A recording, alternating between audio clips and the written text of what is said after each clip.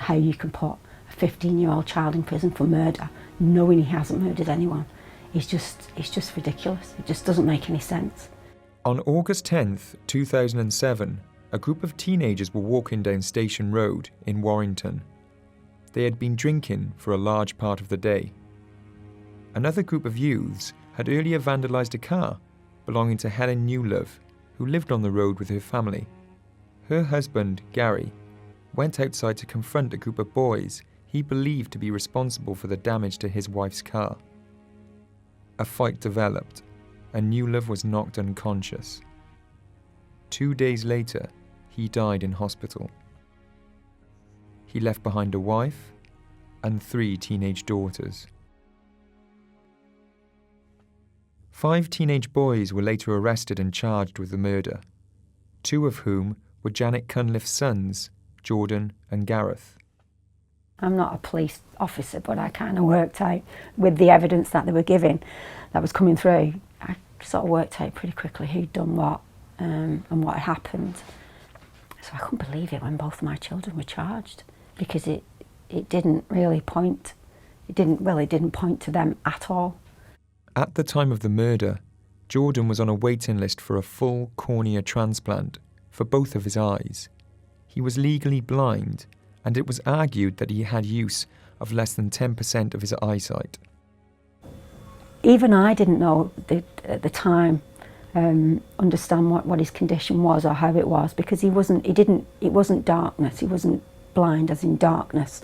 He just couldn't there was no focus. So he could see the light and the dark, but he just, you could hold your hand like that and he wouldn't be able to see that. He would know there was something there, but he wouldn't know what it was. All 5 boys were charged with being part of a joint enterprise.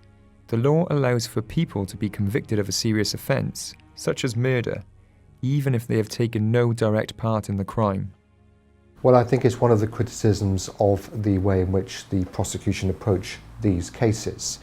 If you are present and there is even a small piece of evidence which suggests that you were involved, whether it be directly or actively encouraging or inciting, you will be charged. And often those cases are left to the jury to decide. I think more of a forensic approach should be adopted by the prosecution to look not at the global situation but more on the individual involvement of those involved. In Jordan's case, had the police investigated more the extent of his disability, then it may very well have been the case that he might not have been charged. The prosecution went down the line that he could see, and that he might be telling lies, that he might just be using that as an excuse. And of course he didn't have a white stick and he didn't wear dark glasses and he looked as normal as you and I do. Despite conflicting evidence at the trial and the judge recognising that only one of the defendants had dealt the fatal blow, Jordan was convicted of murder and given life imprisonment, with a minimum of 12 years in prison.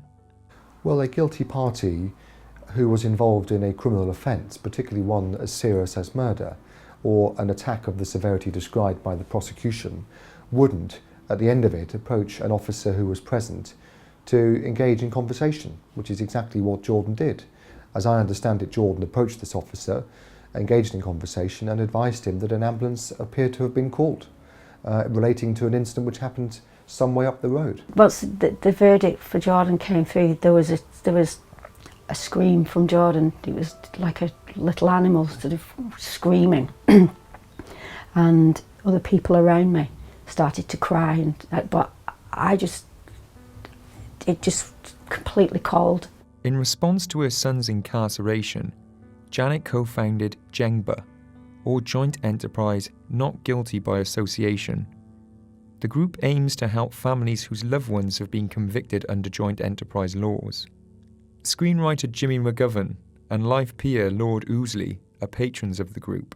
The reason the campaign it will work is because there are so many mums who feel like me, who don't want this to happen to anyone else, and together we've got strength together, because when one of us is weak, the other one is strong, and we look after each other. I mean, I'm nothing without the JENGBA campaigners. Janet Cunliffe visits her son in prison every week. he will be eligible for his first parole hearing in 2019. As far as other people are concerned, to protect themselves, there is no advice because there is no protection. There is nothing you can do. Once you are charged, you're doomed. You're at the mercy of a jury who will be forced into convicting you, not because they think you're guilty, but because the whole way that this has been manipulated means you will go to prison. And if you're lucky, and you will have to be very, very lucky, the jury may acquit you, but they'll take your friend or your brother or someone else that you know.